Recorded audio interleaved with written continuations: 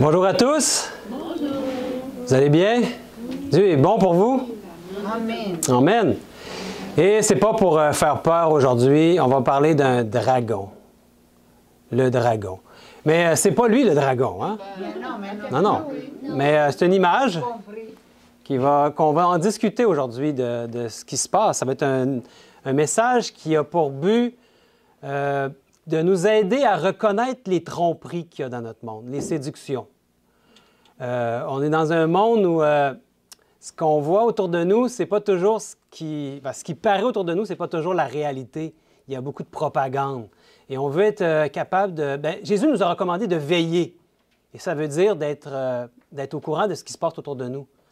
Puis de pouvoir comprendre ces événements-là, à la lumière, bien sûr, de ce merveilleux livre que Dieu nous a donné, les Saintes Écritures, et avec les prophéties.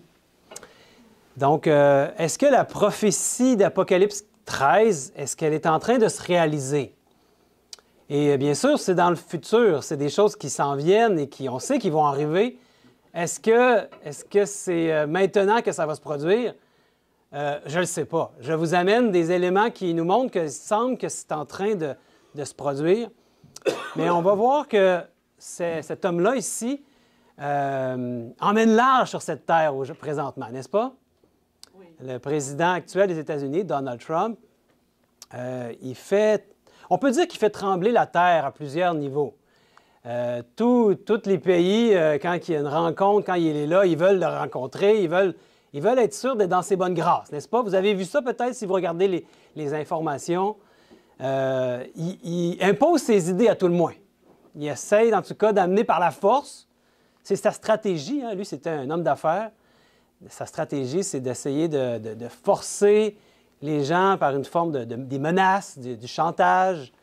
Il met des tarifs. On a vu au Canada, là, je pense qu'aujourd'hui, c'est supposé de démarrer justement les tarifs, le 3 mars, OK? Donc, des tarifs et il a même parlé de faire du Canada peut-être un 51e État. Vous avez peut-être vu ça. Le Canada qui est une petite économie, là, en tout cas, la 9e du monde, c'est quand même pas rien, mais 2 comparé à 26 l'économie des États-Unis. Il n'y a pas de rival. La Chine s'en vient, mais quand même. Le quart de l'économie mondiale, c'est les États-Unis. Donc, ils ont ce qu'il faut pour faire trembler les autres au niveau économique. Mais au niveau militaire, encore plus. Donc, ils sont vraiment l'empire mondial incontesté de ce monde. Et ici, on le voit, là, c'est ce que Trump a fait un peu comme au départ, on pensait que c'était une blague, mais il continue de le répéter. Donc, on dirait que c'est peut-être une moyen de négociation, mais il fait trembler quand même. Même d'autres éléments, le Panama, hein, vous savez que les États-Unis, c'est eux qui avaient construit le Panama. Puis, ils l'avaient cédé ensuite à cet État qui est devenu le Panama. Le canal de Panama, c'est eux qui avaient construit le canal. Puis là, aujourd'hui, Trump, lui, il veut comme revenir dans l'histoire et dire on va récupérer le canal, ça nous appartient. Et même, il parle du Groenland. Il voudrait acheter le Groenland. C'est des choses qui font sourire, mais qui montrent quand même qu'il y a un pouvoir, le pouvoir des mots, et il s'en sert, Trump. Et vous savez, il fait des choses pour plaire à sa base. Sa base aux États-Unis, ce sont des chrétiens.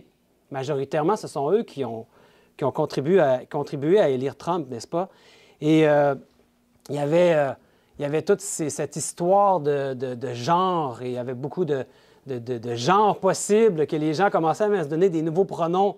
Et lui, sa base, les conservateurs, était vraiment en défaveur de cette chose-là. Et il a passé un ordre exécutif dès qu'il a commencé son règne, on va dire, son mandat comme président, qui avait maintenant seulement 2 genres. En tout cas, pour ceux qui allaient travailler dans le gouvernement fédéral, il y aurait seulement 2 genres qui étaient reconnus, hommes et femmes. Et ça plaît énormément aux chrétiens aux États-Unis. Ils s'attendaient à ce qu'ils fassent cette chose-là. Puis il y avait beaucoup aussi, il y avait énormément d'immigrants illégaux qui étaient entrés aux États-Unis. Même on leur facilitait la vie pour les faire rentrer aux États-Unis. Et là, les Américains se sentaient comme envahis, comme une invasion.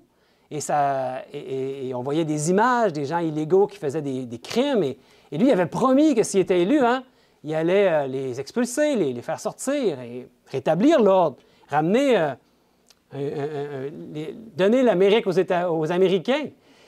Et ça a plu ça aux gens. Regardez, j'ai des images ici. Là. Recognize only two genders. Et c'est ce qu'il a fait. Il l'a fait quand il est arrivé. Et là, il est en train de déporter les illégaux. Et là, moi, ici, je ne suis pas en train de prendre position ni d'un côté ou de l'autre. Je veux seulement qu'on puisse réfléchir à ces choses-là ce matin à la lumière des prophéties de la Bible. Encore là, le but, c'est de ne pas se laisser séduire et tromper, parce que l'ennemi est rendu au sommet de son art dans la tromperie, de la séduction.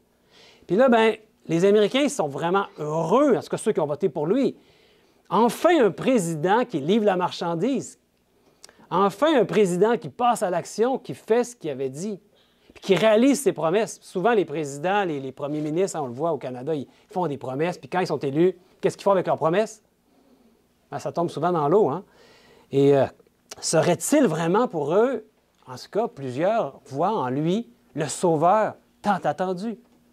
Trump, le sauveur, même, il voit dans les prophéties que c'est comme le Cyrus qui devait venir et qui va mettre fin à cette folie qu'il y a aux États-Unis avec l'État profond, le marais, le deep state, là, qui pue et qui est corrompu, et il veut mettre de l'ordre là-dedans, avec même son bras droit qui est un des hommes les plus riches du monde, hein, Elon Musk, qui amène le DOGE, là, le département de l'efficacité et de l'économie américaine. Il veut couper dans la bureaucratie. Et ça plaît aux Américains.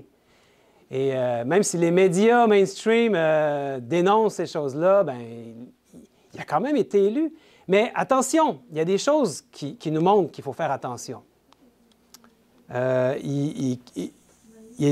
dit qu'il y a un décret exécutif, c'est que maintenant, les gens vont devoir montrer leur carte d'identité. Quand les illégaux, entrent aux États-Unis, ils n'ont pas de carte d'identité, donc il va falloir que tu montres que tu es vraiment un Américain, sinon tu risques de te faire expulser. Donc là, on parle de la Digital ID Card. Je pense que j'ai une image ici, oui. Et s'il y a la petite étoile, ça veut dire que c'est la bonne carte. Et ça va être une chose qu'on va pouvoir scanner et ça s'en va vers une identité un peu plus numérique et une identité qui va être obligatoire. Imaginez, présentement aux États-Unis, tu peux te promener sans avoir de carte et tu es tout à fait correct. Mais là, maintenant, si tu ne veux pas te faire expulser, il va falloir que tu aies tes cartes sur toi. On s'en va dans un État qui est, pourtant c'est Trump, hein, celui des libertés. Et il amène ça, là, ça va être le 7 mai, je pense, le 7 mai. À partir de, c'est très bientôt, dans 2 mois, ça va débuter. Et vous savez qu'il a voté aussi qu'il allait avoir 500 milliards de dollars pour un projet. Savez-vous lequel? Il appelle ça le projet Stargate, la porte des étoiles. Et c'est sur l'intelligence artificielle. Ils veulent que les États-Unis soient les premiers dans ce domaine-là et qui amènent vraiment cette technologie-là au point. Et on sait ce qui est derrière cette technologie-là. Ça m'étonne que les chrétiens n'en parlent pas, ne le voient pas. Mais c'est du contrôle, mes amis, du contrôle incroyable sur les peuples. Et la porte des étoiles aussi, ça fait référence à des forces peut-être surnaturelles, démoniaques, qui pourraient se servir de cette intelligence artificielle pour communiquer avec les humains, et c'est ce qui est derrière. Donc, cet homme-là menace tout le monde. Il fait du chantage, et ça, on sait que le chantage, les menaces, ça ne vient pas de Dieu. Même cette semaine, qu'est-ce qu'on a vu cette semaine? Quelque chose que là, même les chrétiens commencent à se poser des questions. Il y avait une blogueuse, hein, Julie, qui en parlait, elle était mal à l'aise. Elle est pro-Trump pourtant, mais regardez qu'est-ce qu'il y a eu comme vidéo qui a été générée par intelligence artificielle, justement. Et on m'a parlé de ça, je suis allé voir, ben oui, vraiment. C'est Trump qui l'a publié sur sa chaîne, son réseau social Truth Social. C'est la chaîne de Trump. Et c'est une petite vidéo d'1 minute 30, mais qui parle de Trump-Gaza, avec Trump qui est tout en or. Et les petites statuettes en or. Et bon, on sait que c'est pas vrai, hein? Ça a l'air vrai, ce petit vidéo, mais on sait très bien que c'est parce que là, Gaza est complètement dévasté, est en ruine, et lui, il offre son aide. Les Américains pourraient reconstruire Gaza et en faire une genre de station balnéaire incroyable, comme un genre de Riviera Maya du Moyen-Orient. Et de voir que lui, il est là, ici, comme ça, est-ce que c'est juste une blague? Ou... Je pense qu'il n'y a rien qui est fait pour rien, hein? Surtout quand tu es un président de l'Empire, le plus grand empire au monde présentement. Ça vous rappelle quoi qu'on voit des choses tout en or comme ça? Hein? Ça nous rappelle Nebuchadnezzar, qui avait fait aussi pour défier Dieu. C'est comme une forme d'idolâtrie. Hein? C'est d'idolâtrie. Une statue tout en or, ça a une signification très, très importante, comme ici quand il y avait... Les peuples hébreux avaient donné à Aaron tous leurs bijoux en or. Il avait fait un veau d'or. Donc, je trouve que c'est quand même pas banal. Mais les Américains, vous savez, ici au Canada, on a seulement un côté de la propagande. Nos médias sont complètement d'un côté. Et il n'y a pas l'autre côté. On ne comprend pas pourquoi au Canada, en tout cas, plusieurs ne comprennent pas pourquoi ils ont élu Trump. Pourquoi les Américains auraient élu Trump? Est-ce qu'ils sont fous? Les gens pensent que les Américains sont fous, mais ils ne sont pas fous. Parce qu'ils sont vraiment allés loin du côté de la gauche un peu folle, le wokisme. Et on va le voir un peu plus tard que c'était, selon moi, c'était voulu pour choquer les Américains, qui là, ils étaient prêts à élire Trump pour ramener un État plutôt conservateur, plutôt chrétien. Là, maintenant, Trump, il y a la majorité des votes qu'il y a eu au mois de novembre. Il y a la majorité au Sénat, puis la majorité dans la Chambre des représentants. C'est quand même pas courant qu'un président a autant de pouvoir. Il appelle ça le pouvoir absolu. Les 3 pouvoirs, il les a. Même que son dernier mandat, il y a 4 ans, il avait nommé des juges, beaucoup de juges à la Cour suprême. Et maintenant, il y a une majorité de juges qui sont des républicains. Donc, c'est vraiment un pouvoir absolument absolu. Avec ce qu'on connaît de Trump, il pourrait y arriver des choses étonnantes. Donc, il y a encore des gens qui le voient comme le sauveur. La plupart des Américains sont derrière lui, mes amis. Donc, est-ce un sauveur ou est-ce un dragon?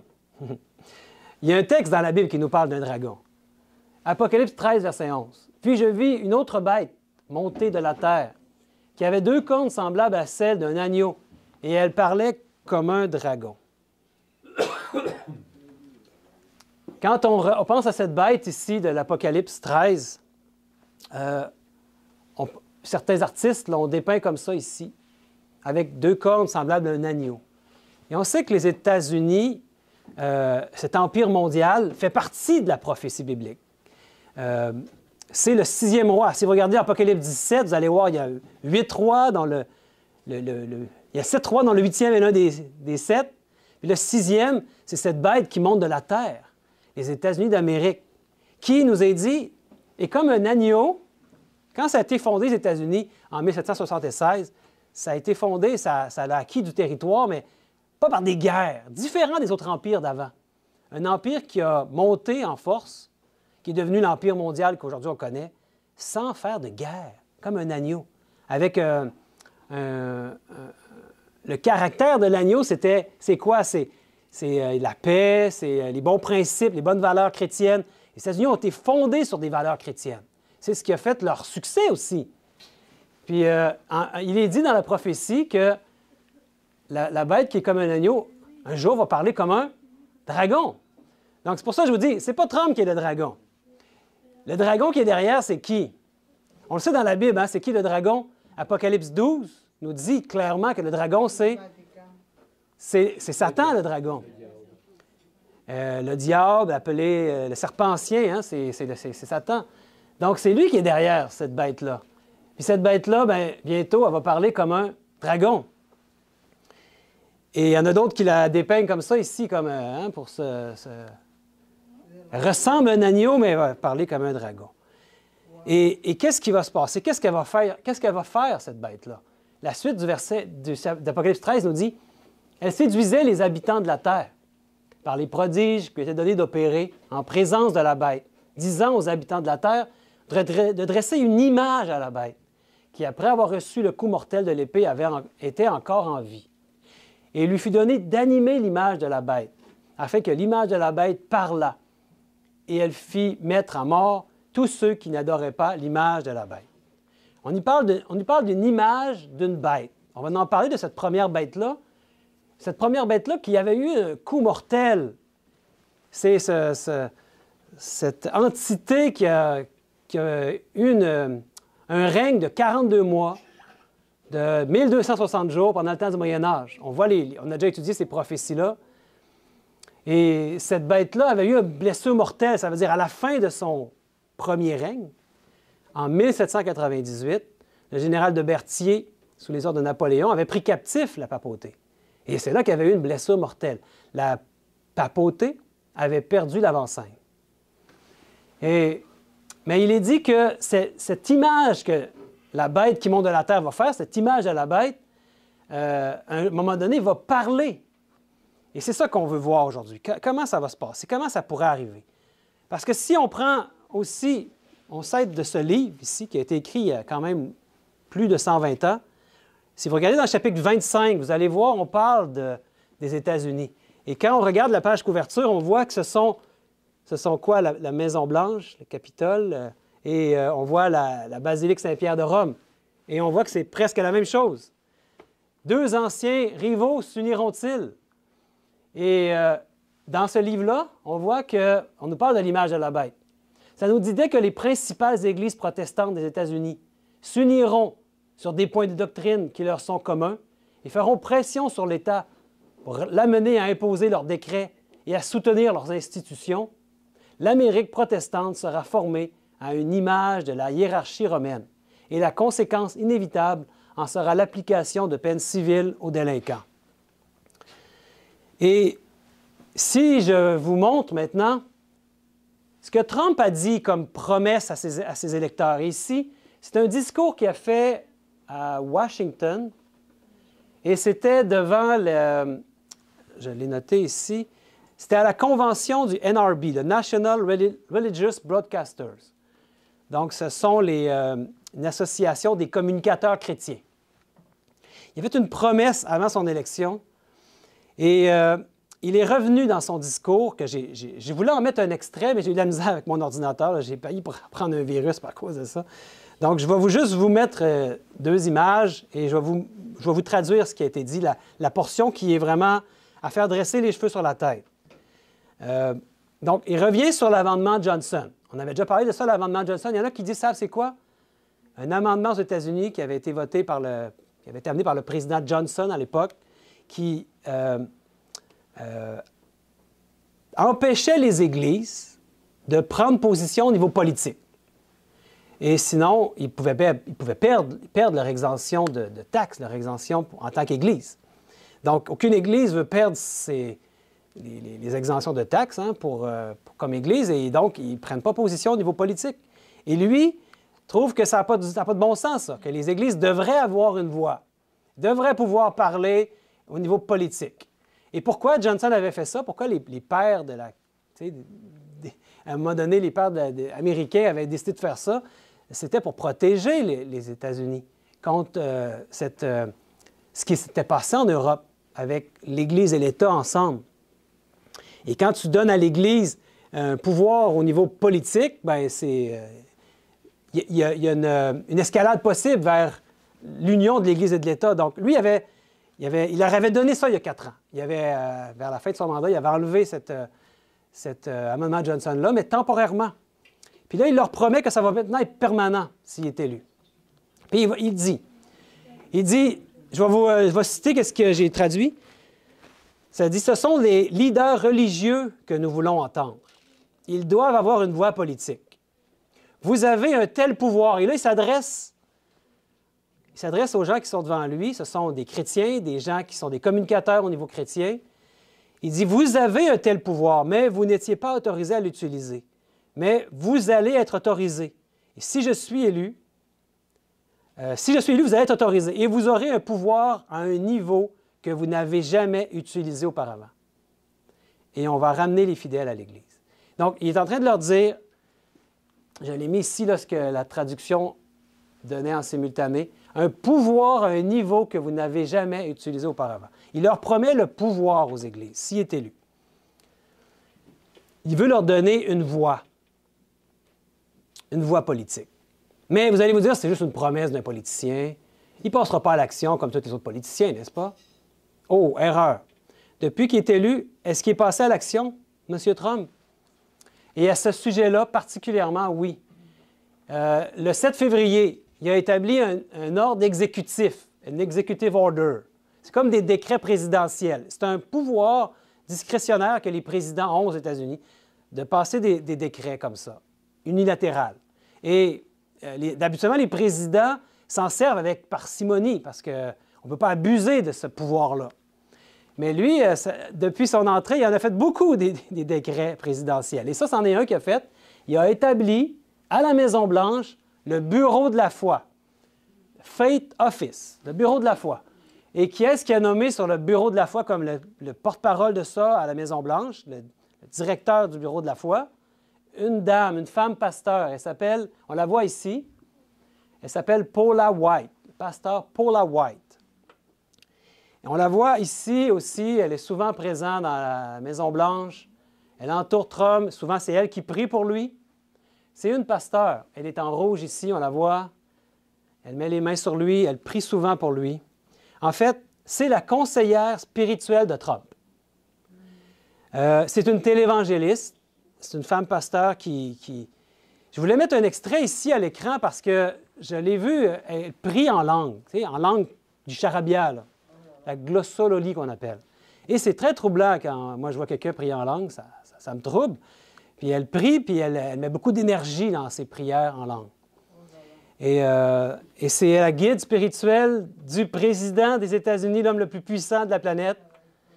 Et elle a été mariée 3 fois. Il y a eu une enquête sur elle qui est tombée à l'eau, mais elle avait été accusée de détournement de fonds, de dons de charité. En fait, elle met de l'avant l'évangile de la prospérité. Ça va bien avec Trump, hein, qui est un homme très riche aussi. Et en fait, c'est quoi l'évangile de la prospérité? Bien, on lui donne de l'argent à elle, et elle promet que Dieu va lui en donner plus. Donc, c'est très intéressant. Les gens, ils veulent ça. Mais est-ce que c'est ce qu'on trouve dans la Bible? Est-ce que Dieu nous promet qu'il va nous donner de l'argent? Est-ce que quand tu es chrétien, tu deviens riche? En fait, Paul nous disait que votre conduite soit exempte d'avarice. Soyez content de ce que vous avez. Dans Hébreux 13,5, c'est ce qu'il nous dit. Elle possède un condo de 3,5 millions avec les dons qu'elle a eus. Elle vit des dons. Un condo de 3,5 millions dans le Trump Tower à New York. Elle a aussi un manoir en Floride. Elle a même un jet privé. Donc, est-ce qu'elle démontre vraiment le caractère de Jésus dans sa façon d'être et d'agir et de vivre? On peut se poser des grandes questions. C'est elle, présentement, dans cette position-là, qui, à la Maison-Blanche, représente la foi aux États-Unis, la foi des Américains. Elle est à la Maison-Blanche. Donc, il semble que l'image de la bête soit en train de se former. Et il y a des textes qui nous parlent de cette image de la bête. Et l'image de la bête nous dit, dans le fond, qu'il y a une autre bête qui était avant la bête qui monte de la terre, qui est la bête qui monte de où? De la mer, exactement. Et ça dit, hein, je vis une autre bête. On l'a vu tantôt, celle qui monte de la terre, qui avait 2 cornes semblables à celle d'un agneau, qui allait parler comme un dragon. Mais si on parle d'une autre, ça veut dire que ce n'est pas la même. Ça veut dire qu'il y en avait une autre avant. C'est celle dont on a parlé. C'est cette bête qui monte de la mer, qui avait 7 têtes et 10 cornes, et sur ces cornes, 10 diadèmes, et sur ces têtes, un nom de blasphème. Il y en a qui l'ont dessiné ici.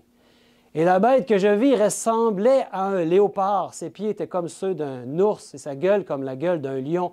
Et le dragon lui donna sa force et son trône et un grand pouvoir. Donc, qui est-ce qui est derrière cette bête aussi? Le dragon. C'est qui le dragon? C'est Satan. Satan lui-même est derrière. Et ça continue. Et je vis l'une de ses têtes comme blessée à mort. Mais cette plaie mortelle fut guérie. Et toute la terre était dans l'admiration, suivit la bête. Est-ce qu'elle est guérie maintenant, sa blessure mortelle? Est-ce qu'on peut dire que, oui, à l'époque, quand le général Berthier a pris captif le pape, il est mort en captivité en Italie, mais après, tranquillement, la bête a repris du poil de la bête. Et même, à un moment donné, il y a eu un bout à Rome, un bout de territoire qui a été cédé à ce qui est devenu le plus petit pays du monde, le Vatican. C'est pas banal, hein? Cette bête-là a vraiment, aujourd'hui, repris de plus en plus l'avancée. On peut dire que sa blessure mortelle, elle est guérie aujourd'hui, ou sur le point de l'être complètement. Quand on pense aux 2 personnages les plus importants de cette terre, si vous demandez ça aux gens de cette terre, ils vont vous dire qui? Ils vont vous dire le pape et le président américain. Ce sont les deux personnages les plus importants. Et c'est ça ici, hein, ces deux personnages-là. La bête qui monte de la mer, la bête qui monte de la terre. C'est pas tellement compliqué, mes amis. Et la mer, ça nous dit, hein, puis il me dit, les eaux que tu as vues sur lesquelles la prostituée est assise sont des peuples et une multitude et des nations et des langues. Elle sort d'un endroit peuplé. Et si la mer, c'est un endroit peuplé, la terre, en opposition, c'est un endroit qui est peu peuplé. C'est ce qu'étaient les États-Unis au départ, un endroit peu peuplé. La bête de la mer est sortie des nations d'Europe. Et Martin Luther et plusieurs réformateurs avaient bien identifié la bête qui monte de la mer. Ce n'est pas moi qui l'ai inventé, cette histoire-là. Hein? Martin Luther lui-même avait identifié la bête qui monte de la mer comme étant le système papal. Et ils ont protesté, ils ont dénoncé ce système apostat. Et de quelle manière est-ce que la bête a réagi devant la montée de la réforme protestante? De quelle manière est-ce que la bête a réagi? Vous savez, il y a eu une contre-réforme. Et c'est là qu'est arrivée la création de l'ordre des Jésuites. Et l'ordre des Jésuites, c'est la Compagnie de Jésus, qu'on dit, ou l'ordre des Jésuites, avec Saint Ignace de Loyola qui est dessiné ici. C'est le pape Paul III qui autorise la fondation de la Compagnie de Jésus. Et c'était en réaction à cette réforme. Est-ce que les Jésuites ont continué d'exister? Est-ce qu'ils sont encore présents aujourd'hui sur cette terre? Oui. Oui, plus que jamais. C'est même l'ordre, parmi les ordres catholiques, la plus dominante dans le monde. Tellement dominante que, vous savez qu'on appelle le général des Jésuites, on appelle le pape noir. Et ce n'est pas quelque chose de secret ou de caché, c'est ce qui est dit dans le monde. Le pape noir. Et vous savez, c'est qui le pape noir? Hein? Bien, il est là. Lui, ici. Puis, lui, ici, c'est le pape actuel. Savez-vous que le pape actuel était de cet ordre de Jésuites? C'est le premier pape qui vient de l'ordre des Jésuites. C'est pas banal. Et il est parmi sa congrégation. Et ça, c'est le symbole des Jésuites. Là, ici, je le mets sur son cœur, parce que quand tu es jésuite, ça, c'est moi qui ai ajouté ça sur son uniforme, hein? C'était pas là. Quand tu es jésuite pour un jour, tu es jésuite pour toujours. Et dans ce livre même, Mme White nous décrit cet ordre-là comme l'ordre des plus cruels. Quand tu deviens jésuite, tu es vraiment mort à toi-même. Tu deviens comme un cadavre, tu es aux ordres, tu obéis à tout ce qu'on te demande. Et là, les jésuites, ici, lui, c'est un Sud-Américain, il s'appelle Arturo Sosa Abascal. C'est le 31e préposé général des Jésuites, communément appelé le pape noir. Et connaissez-vous l'université Fordham? Non, hein? C'est à New York, l'université Fordham. C'est une université jésuite. Oui, il y a des universités jésuites, il y en a plusieurs aux États-Unis. La plus connue, c'est la Georgetown University. Beaucoup de présidents ont étudié là. Et Fordham, pourquoi je vous parle de cette université-là? C'est que c'est l'endroit, un des endroits où lui, Donald Trump, a étudié. Dans mes recherches, j'étais vraiment étonné quand j'ai trouvé ça. Et en 1964, il était à cette université-là, qui est ouvertement une université jésuite. Et ensuite, il était à l'université de Pennsylvanie, qui est une université affiliée aux jésuites par la bande d'en arrière aussi. Et qu'est-ce que ça nous dit? En fait, je suis allé voir sur le site de l'université Fordham. Et ce qu'ils mettent de l'avant, bien sûr, dans cette université-là, c'est la spiritualité ignatienne. Connaissez-vous la spiritualité ignatienne qui vient de Ignace de Loyola, le fondateur? C'est décrit ici. Je l'ai mis ici en français, là. Ça nous dit « Il est essentiel d'approfondir notre appréciation de l'identité et de la mission ignatienne de Fordham pour que nous puissions prospérer en tant qu'université jésuite. À une époque où la valeur même de l'enseignement supérieur est remise en question, les universités jésuites doivent puiser leur confiance et leur force en la spiritualité ignatienne et l'héritage pédagogique qui nous pousse à aller de l'avant. » Qu'est-ce que la spiritualité ignatienne? Peut-être vous avez déjà entendu parler de la formation spirituelle, des exercices spirituels. C'est ce qu'ils mettent de l'avant. Ils forment les gens qui viennent à cette université-là pour qu'ils soient aptes à faire des formations, des exercices spirituels. c'est des exercices qui sont très complexes, qui nécessitent un directeur spirituel. Le danger principal dans ces exercices spirituels d'Ignace, c'est que par l'utilisation de l'imagination, le participant croit réellement que le Seigneur lui parle sous une forme subjective, au-delà des pages des Écritures. Il faut se concentrer étroitement sur l'écoute du Saint-Esprit tout au long du processus. Et ça amène des dérives, comme il est arrivé avec ce pauvre Saint Ignace qui croyait parler à Dieu, mais qui finalement s'est retrouvé à parler avec des démons et qui a amené des choses qui étaient contraires à Dieu. Et aujourd'hui, bien, ils en sont arrivés, cet ordre-là, qui ont infiltré toute la société civile à être prêts même à tuer pour arriver à leur fin. Et on voit ici le pape, un pape jésuite, avec un président qui a été formé chez les jésuites.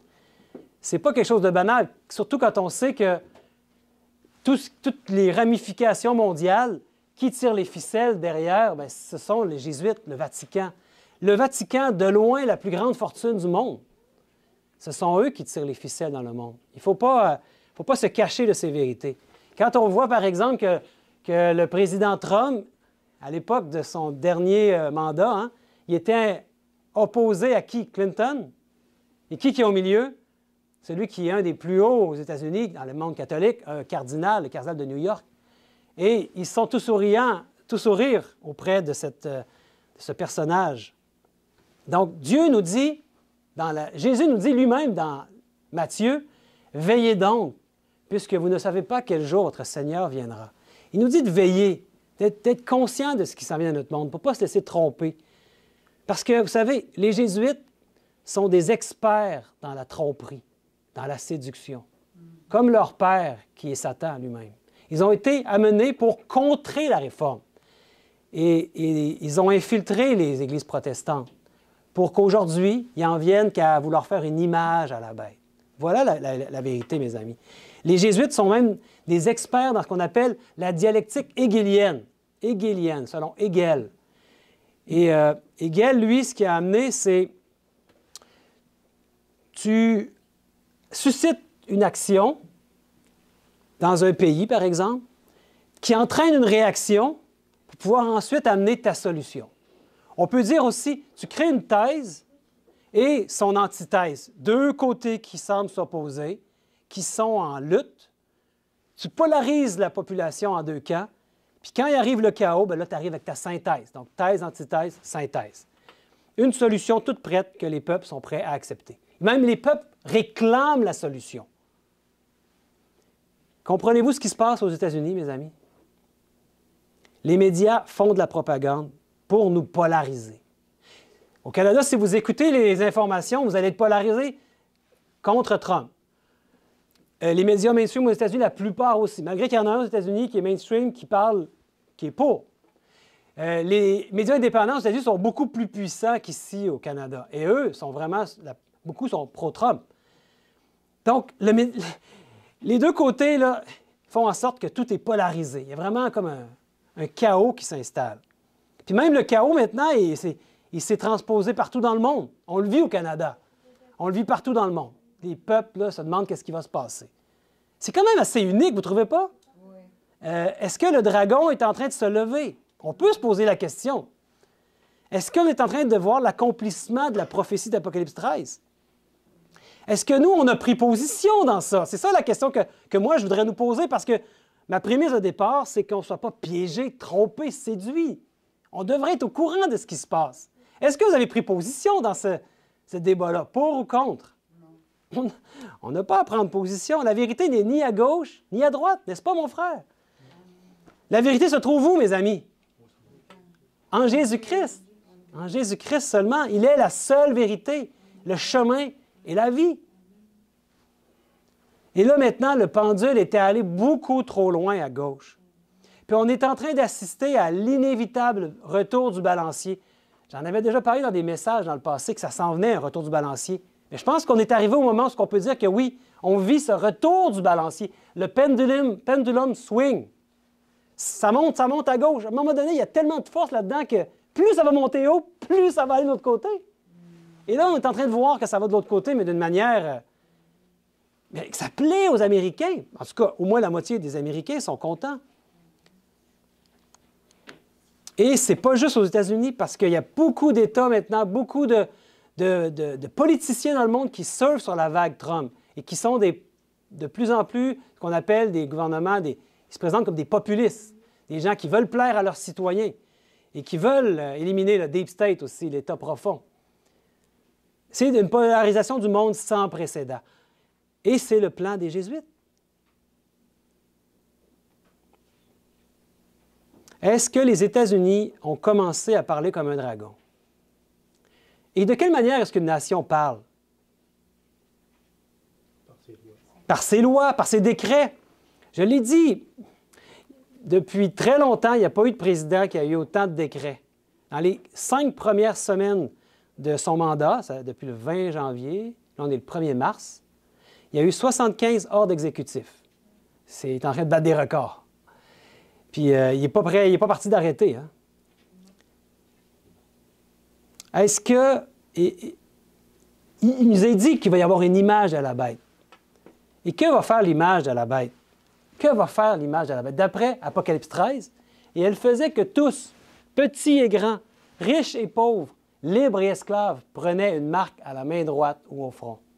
Et personne ne pouvait acheter ni vendre s'il n'avait la marque ou le nom de la bête ou le nombre de son nom. C'est ce qui s'en vient, mes amis. Une marque sur la main droite ou sur le front. Donc, tu vas l'accepter parce que tu en es de toute pleine conscience, tu le veux, ou sur le front plutôt ici, mais sur la main droite parce que tu ne veux pas avoir de persécution. Quand ton gouvernement commence à vouloir persécuter ceux qui ne disent pas comme toi, comme la majorité, il arrive des persécutions où là, les gens vont vouloir se joindre à ce groupe-là, même s'ils n'en sont pas convaincus dans leur conscience. Voilà la marque sur la main droite ou sur le front. Et personne ne va pouvoir acheter bientôt dans ce monde si tu ne prends pas la marque. Et encore là, la suite dans ce livre-là nous dit l'observation du dimanche imposée par des églises protestantes équivaut à l'obligation d'adorer la papauté ou la bête. En outre, en imposant un acte religieux par l'intermédiaire du pouvoir civil, les églises formeront une image à la bête. Il s'ensuivra que tout pays protestant qui imposera l'observation du dimanche rendra par là obligatoire l'adoration de la bête et de son image. L'image de la bête représente le protestantisme apostat, qui s'unira avec le pouvoir civil afin d'imposer ses dogmes. Ça fait longtemps que les pionniers adventistes avaient expliqué ça, avaient vu ça, mes amis. Et ils vont forcer l'application d'une loi du dimanche en opposition au 4e commandement que l'on trouve dans les Saintes Écritures, qui nous dit que le sabbat de l'Éternel, c'est le 7e jour. On nous parle aujourd'hui d'un sabbat chrétien, qui est le dimanche, mais c'est une invention. Le sabbat, c'est le jour de repos, c'est le 7e jour. Et cette loi-là va devenir comme le test ultime pour le peuple de Dieu, pour savoir qui sont les véritables adorateurs de l'Éternel. Et on avait déjà parlé ici du projet 2025 aux États-Unis, où ils ont déjà écrit des lois, déjà il y a même plus qu'1 an. Et maintenant que Trump est élu, ce projet-là, qui a été fait par Heritage Foundation, si c'était un président républicain, c'était... Voilà, les lois sont écrites, tu peux les mettre en place. Et vous savez que c'est pour les 100 premiers jours d'un gouvernement républicain d'avoir fait ces lois. Et dans une de ces lois qui a été écrite, il y a la loi du dimanche qui est déjà écrite. C'est pas quelque chose que je suis en train de vous monter de toutes pièces pour faire sensation. C'est à notre porte. Maintenant, il y a un petit reste qui va demeurer fidèle à Dieu, puis qui vont recevoir, eux, le sceau de Dieu, alors que tous les autres recevront la marque de la bête par leur allégeance et leur adoration à son autorité. Rappelez-vous Daniel 7, 25, où on nous parle de la petite corne. Qui est cette bête qui monte de la mer? Hein? C'est la même entité. Cette petite corne, dans Daniel 7, 25, vous irez voir dans votre Bible. Il est dit, elle espérera changer quoi? Les temps et la loi. Est-ce que la papauté a fait ça dans l'histoire? Changer la loi de Dieu? Qui a écrit lui-même avec son doigt dans la table de pierre? Mais oui, mes amis, il l'a fait. Donc, mais est-ce que c'est juste espérer? Parce qu'on ne peut pas changer la loi de Dieu, elle est immuable. Et il vient un temps, mes amis, mes frères et sœurs, où on va vouloir nous mettre à mort. Il est dit, « Je vous ai dit ces choses afin qu'elles ne soient pas pour vous une occasion de chute. Ils vous excluront des synagogues, et même l'heure vient où quiconque vous fera mourir croira rendre un culte à Dieu. Et ils agiront ainsi parce qu'ils n'ont connu ni le Père ni moi. Puissions-nous connaître le Père et le Fils? Parce que les événements qui sont devant nous sont sûrement les plus difficiles de l'histoire de l'humanité.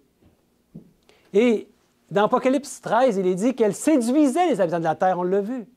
Donc, la paix, c'est de ne pas nous laisser séduire par toutes ces choses qu'on voit dans le monde. On pourrait être vraiment troublé aujourd'hui par tout ce qu'on voit et avoir tendance à vouloir prendre position et même aller se battre, faire des manifestations au niveau politique. Ce n'est pas notre place, mes amis. Notre place, c'est d'amener le même message, le message des 3 anges, constamment. Il va y avoir une marque qui va tomber sur le monde, bientôt. Et je pense qu'on voit la levée du dragon en ce moment. Et je peux me tromper, hein? Peut-être que non, parce que Dieu nous dit dans Apocalypse 7, quelque chose de vraiment intéressant, il dit « Après cela, je vis 4 anges debout aux 4 coins de la terre. Ils retenaient les 4 vents de la terre. » Présentement, Dieu envoie des anges qui retiennent les vents de la terre. Ce sont quoi les vents de la terre? Ça représente quoi? Des guerres, des troubles. C'est pas ça qu'on voit présentement, mais ils sont encore retenus parce que quand ils vont les relâcher, ça va être un temps de détresse sans précédent. On n'est même pas encore dans un temps de détresse, là. On vit dans une relative prospérité encore aujourd'hui. Les choses pourraient changer très rapidement, on le sait, parce qu'il dit qu'ils les retiennent, afin qu'il ne souffle point de vent sur la terre, ni sur la mer, ni sur aucun arbre. Dieu est à l'œuvre. Dieu veut que son peuple puisse comprendre enfin ce message-là, le message des 3 anges, un message des plus solennels à donner aux habitants de la terre. Et je vis un autre ange qui montait du côté du soleil levant et qui tenait le sceau du Dieu vivant. Dieu va sceller son peuple avant ces temps d'épreuves très graves. Il cria d'une voix forte aux 4 anges à qui il avait été donné de faire du mal à la terre et à la mer. Et il dit, « Ne faites point de mal à la terre, ni à la mer, ni aux arbres, jusqu'à ce que nous ayons marqué du sceau le front des serviteurs de notre Dieu. » Amen! Les serviteurs de Dieu ne sont pas marqués sur la main, seulement sur le front. Pourquoi, vous pensez? Parce que c'est par toute conscience, dans leur esprit, c'est quelque chose de conscient, de voulu. Ils sont en relation avec Dieu. Et ils ne vont pas se laisser entraîner par les courants de ce monde qui sont très séduisants. C'est dit à la fin que même les élus seraient tentés de tomber dans le panneau, si c'était possible. Hein? Donc, soyez bien assurés que ce n'est pas le pape, ou ce n'est pas les églises protestantes, ou ce n'est pas Donald Trump ou le gouvernement américain qui va décider du retour de Jésus. Non. Après, ce qu'on voit ici, c'est que Dieu a un travail de scellement à faire. Et donc, c'est son peuple. C'est son peuple présentement qui va décider du retour de Jésus, en quelque sorte. Parce que Dieu attend son peuple, il attend qu'il soit prêt pour le sceller. Puissions-nous enfin donner à Dieu, à son Fils Jésus, ce qu'il attend de nous au ciel. Il attend qu'on puisse le laisser faire son travail en nous, de nous purifier. En fait, il retient les événements de la fin à cause de son peuple, ses élus. Tout l'univers, les anges et tout l'univers attend la révélation des fils et des filles de Dieu. On voit ça dans Romains 8, 19. La droiture de Christ, l'unique Fils engendré de Dieu, doit être reproduit dans son peuple. J'ai un dernier texte pour vous. Il se trouve dans Philippiens 2. Faites toutes choses sans murmure ni hésitation, afin que vous soyez irréprochables et purs, des enfants de Dieu irrépréhensibles, au milieu d'une génération perverse et corrompue, parmi laquelle vous brillez comme des flambeaux dans le monde. Dieu nous appelle à briller comme des flambeaux dans le monde. Lui, Jésus, il a dit, « Je suis la lumière du monde. » Et si Jésus vit dans chacun de vous, vous allez briller de la lumière de Jésus pour éclairer cette terre qui en a bien besoin. La seule manière que nous pouvons briller est si l'Esprit de Jésus lui-même vit en nous. La pureté du caractère du Fils de Dieu reproduit dans un peuple qui devient la lumière du monde pour la gloire de Dieu et pour blanchir la réputation de Dieu qui est accusée par l'ennemi devant l'univers. Prions pour que nous cessions toute résistance contre la volonté de Dieu, qui lui veut nous purifier et pour qu'il nous donne du courage devant l'épreuve qui se trouve juste devant nous. Amen. Amen. Si vous voulez vous joindre à moi dans une prière.